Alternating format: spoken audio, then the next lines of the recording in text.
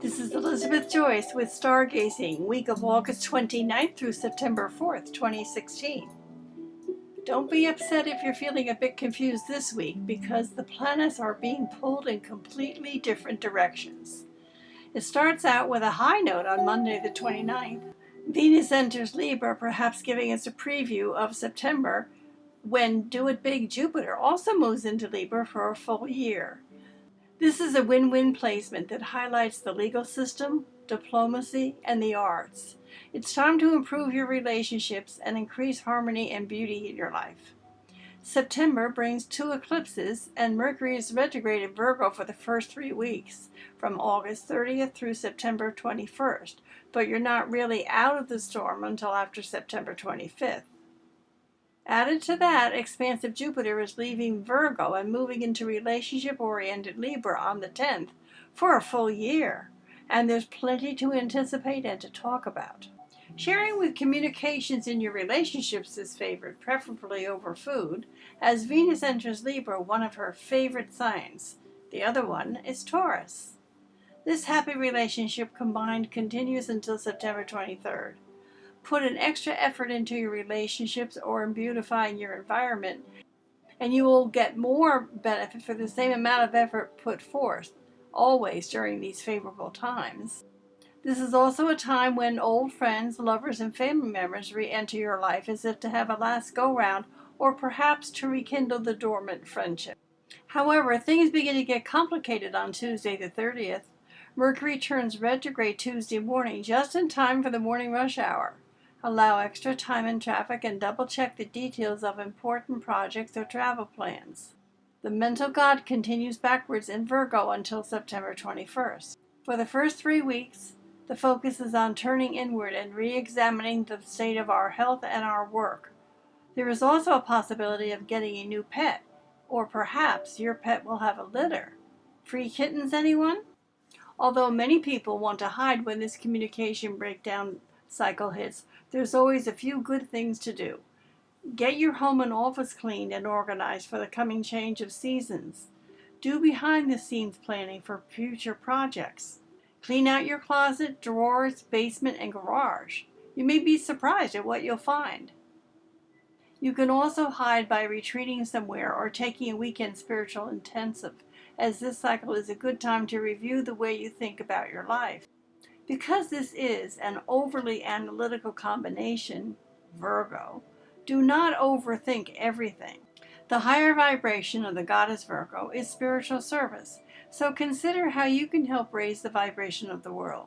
Most of all, do not take the world so seriously as to lose your sense of humor.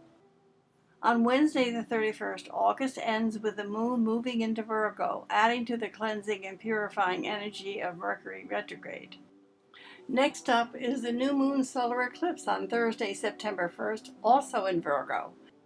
This energy completely contradicts Mercury retrograde because the unusual new moon message is that it's time to start something new. Since this new moon is also a solar eclipse, and eclipse times are traditionally intense periods, it is best to give this new moon's message a pass. Thanks, but no thanks. If your birthday falls either 5 days before or after this eclipse, this next year could mark some very important events and changes in your life. Another source of confusion comes to the light on Friday, September 2nd. A stressful configuration involving the Sun, Neptune, and Saturn can cause delays, mix-ups, rumors, and even scandals. The driving force in this three-way alignment is Neptune, because Neptune is strongest in its home sign of Pisces. This alignment has 3 parts to it, and they're all problematic. First, Saturn in Sagittarius squares the Sun in Virgo. This, as well as Mercury retrograde, brings slowdowns and obstacles. Second, Neptune in Pisces opposes the Sun in Virgo. This brings a fog that makes it difficult to know which path to take. What's the right one? Which way do I go? And third, Saturn in Sagittarius squares Neptune in Pisces for the second time this year. This is another indication of a conflict about what is and what is not real or true. Putting it all together, this week brings us a loud warning and will bring a time of explosions and hidden dangers, especially with oil, chemicals, and medicine.